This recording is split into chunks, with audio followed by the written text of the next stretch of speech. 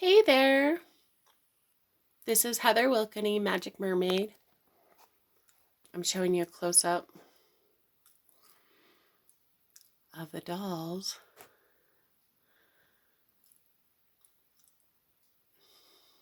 These dolls represent part of my childhood.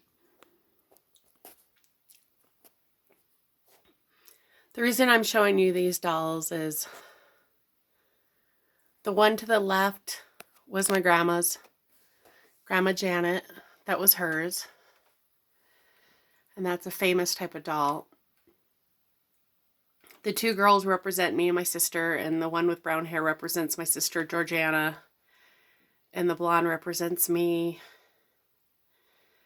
and the little one that also represents our childhood.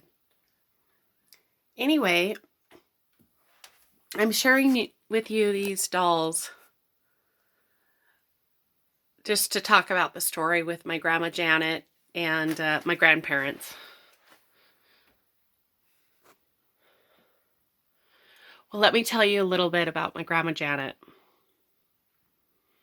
and my Grandpa Joseph. So they lived in this hotel called the Rogalk Hotel, and they had a restaurant and a hotel. And I just love them so much. And I'm just so grateful for them and my other grandparents and my parents. And it took all of them to raise us. And my grandma, Janet and Joseph, took me in around the 7th grade. They let me live with them. And I was there from the 7th grade to my junior year in high school. And my grandma would never turn down a family member, you know. She was really pure-hearted like that. And so we had this hotel and restaurant, and, you know, my grandma was really a fighter, you know, like a positive fighter. Our restaurant burned down for some reason, and, you know, they got it built back up. They built it again. You know, they opened it again. It just shows how people can do things, how determined. They're the only restaurant in the whole entire town. They were super busy. They fed everyone in the whole entire town that wanted to be fed, including everyone who stopped from the river, because they were on a river stop, because across the street was where they had river rafts and all that. So it was a natural stop. So they fed the whole entire town every day of the year, including holidays, because during the holidays, like Christmas and Thanksgiving, our family would, you know, prepare a Christmas and Thanksgiving meal, and so all that was free. So, you know, my family was very, very righteous. You know, we loved people. My grandma cooked everything perfectly, to my knowledge, without flaws. My grandfather, Joseph Haselden, was very loyal. He had the same job his whole life. He was early. He would show up early to work. He was an electrician. First, he was an electrician in the army and military, and then he became an electrician as a regular job. He taught me about showing up early. They taught me work ethics. So he had to drive 30 miles to work every day. He had a Datsun, something like a Datsun pickup. And anyway, I just love my family. You know, I remember we would do family drives on Sundays, and we had 160 acres, and so we would do family drives. And that was really good. And with my grandmother, you know, she was I guess what you would say is she was tough love. You know, like, since she was serving, hundreds and hundreds of people, the whole entire town, if you wanted to prove that you were worthy of being taught, you had to be paying attention and you had to learn things like the first time, or at least look like you learned something the first time. And so I remember she was trying to teach me how to make blackberry pie. And I think that was the main thing she was trying to teach me. And she didn't think I was paying attention. So she was like, well, that's your only lesson.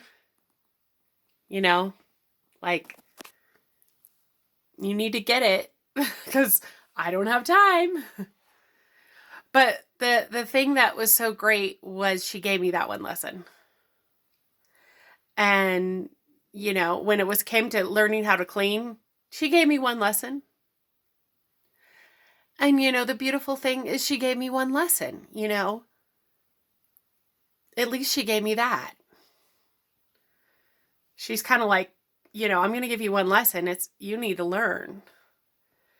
And I did learn. That's how I learned, And I learned you better be paying attention because this might be your only lesson. And one time my clothes were on the floor and I was walking on them and I didn't have very many clothes. Even though we weren't a poor family, but I sure didn't have a lot of clothes. And so I was walking on the outfits that she gave me. And she looked at me and she goes, you're done. So that's tough love. It's kind of like, if you can't respect the things I gave you, then you're done. You're done for the rest of your years. So basically, nobody would really buy me any more clothes after that. Besides, my sister did take me shopping one time after she got money at the mall, which I was like, whoa. But other than that, I was done. And so then I was sort of deprived, I guess you could say, considering that we weren't a poor family, but I didn't get anything after that. Pretty much. And so I had that mindset, that poverty mindset, even though we weren't poor, but then I also learned, like, don't disrespect things or people will cut you off. And, it would have been nice if she would have said, if I catch you with, if you're not hanging your clothes and taking care of them, I will never buy anything for you again. It would have been nice if she would have warned me, but pretty much I learned the hard way. But the significance with the dolls, as we see here, is I was the one who found the secret door in the hotel.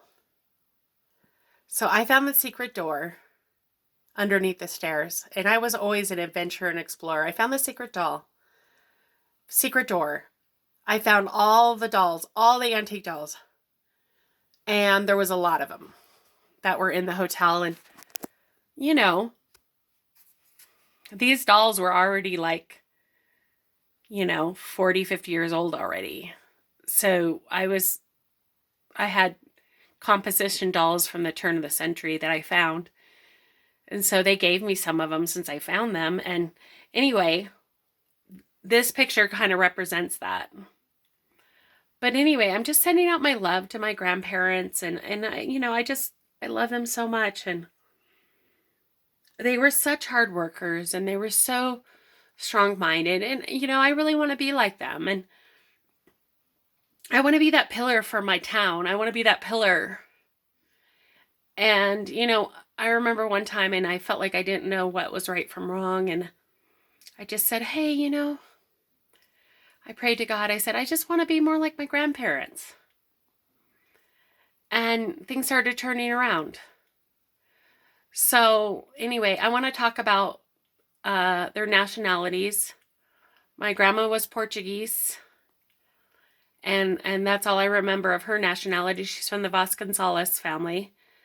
My grandpa was Scotch, Irish, Dutch, Indian, and German. And so anyway,